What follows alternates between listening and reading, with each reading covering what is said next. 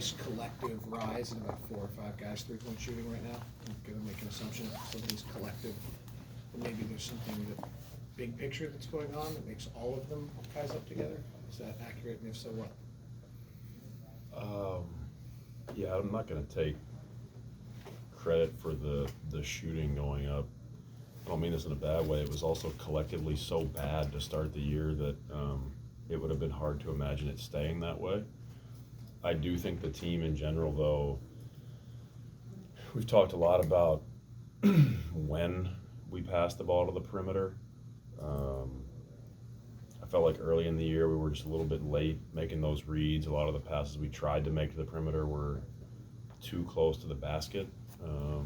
We want to try to make some of those decisions more around the free throw line area, maybe just inside of it. And I think the team has done a much better job of that.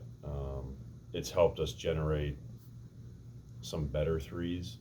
It's helped us, we talk about players use the term rhythm a lot, like getting shots in rhythm. I do think that has been a byproduct of the passes being a little bit earlier. And hopefully we can keep that going, whether the shots are going in or not. I feel like if we can maintain our discipline on those things, I think we have good enough shooters on the team.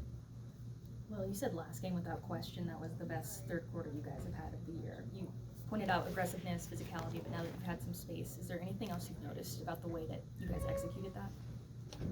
Yeah, I think the halftime is a unique thing in the game because it's a moment where everybody, the staff, the players, we all get to collectively get together and actually just talk for a minute. It's not quite as loud. It's not as hectic as a timeout.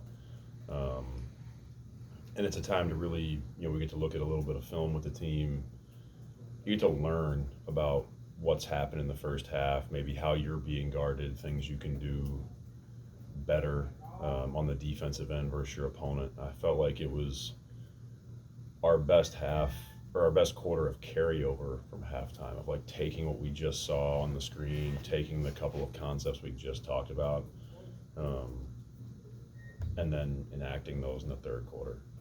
Especially on the defensive end, I think the urgency was there, but the execution was really sound, and getting some stops allowed us to get out and run, and gave our offense kind of an ease to it.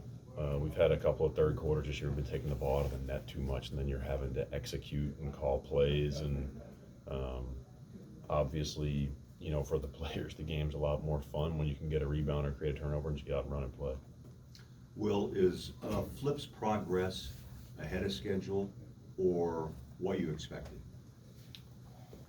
Yeah, that's a good question. I think Flip, along with the other rookies, it's too early to really know what the schedule is, maybe. I think that Flip has shown a physicality and kind of a maturity about his game that maybe a lot of people wouldn't expect, but I know that in the practice settings, in training camp, he showed that to us every day. There are little elements of his game that have maybe exceeded our expectations or my expectations. I felt like his isolation defense on Luka last game was really special. I'm not sure I saw it being that good last game. Is it going to be that good all season? I don't know. But his basketball IQ continues to be very impressive. His ability to pass, his understanding of scheme. You can tell that he really thinks about it. He studies film, and that he's been well coached before he got here. What's the approach for you when you go up against an opponent that's missing 3 primary offensive playmakers and scorers like the Kings are tonight? Yeah, I think the easiest thing to do is to recognize that it's still a team full of NBA players, and there's probably a couple of them who have been wanting more opportunity, and this is their chance to have that. And so I expect a team that's going to be even more aggressive. You're going to have guys that are going to get a night where they have way more responsibility. They're going to have higher usage rates, touch the ball more. I know with Deere and Fox, there's still going to be a lot of problems guarding him. There's going to be a lot of space around him. But, these games as a coach are always a little bit tricky. You don't want to overly talk about who's not there and create this sense of worry with the team. But I know for me, my experience in terms of having people on our team out is that you generally have a lot of guys who are feeling like, okay, this is my chance to prove something.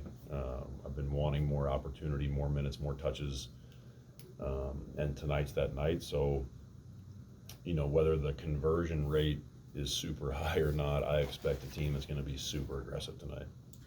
Coach, in your third season, can you talk about whether you've seen or what you've seen in the evolution of Jordan Clarkson? What he's, not just this game, but maybe what he's teaching the young guys, just kind of an overall overview. Yeah, JC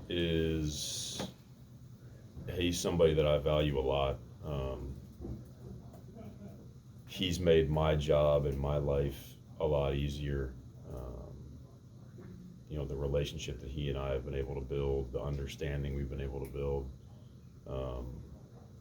is something that I'll never take for granted, because it's hard being a first-time head coach. I was relatively young when that happened, and so you don't really know how you're going to be received by the players, especially the veteran players who are established. And Jordan's been amazing with me from day one. But the evolution of him, the reputation from the outside looking in was that he was a bench gunner. Obviously, we've asked him to take on a variety of roles in the last couple of years. He's started a lot of games. He's closed a lot of games.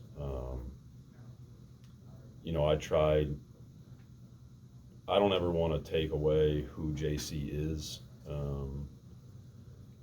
His way has been pretty good for a long time. And so, he and I have tried to meet in the middle on a couple of things. I think his playmaking is probably the thing that I've been the most proud of in terms of his growth. It's not just scoring, but his ability to draw the attention of the other team and then make plays for his teammates. But that's a hard line to walk, because he's an elite scorer. And so, we have moments where I feel like maybe I'm talking to him too much about playmaking, and he gets a little bit hesitant or careful trying to make the perfect read. There's times where maybe we don't talk enough about playmaking. But I think overall, the last couple of years, he and I have found a pretty good balance in terms of our communication. His defense continues to improve.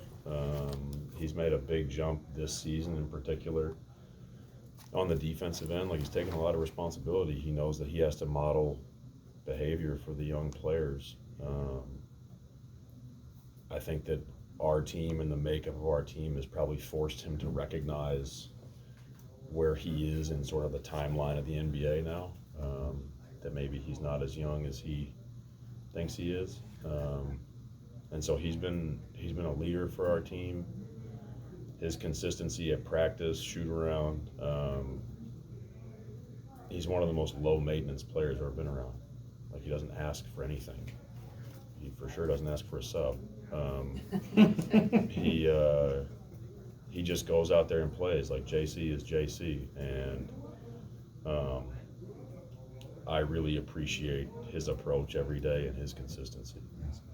Going back to Kyle, I'm wondering, it seems that his personality is really different off the court than it is on the court. I think just for us, and we don't get to know him obviously as well as you do, right, behind closed doors, but it seems like sometimes he's a little nervous, a little timid, maybe shy a little bit, but on the court he's loud, communicative, strong.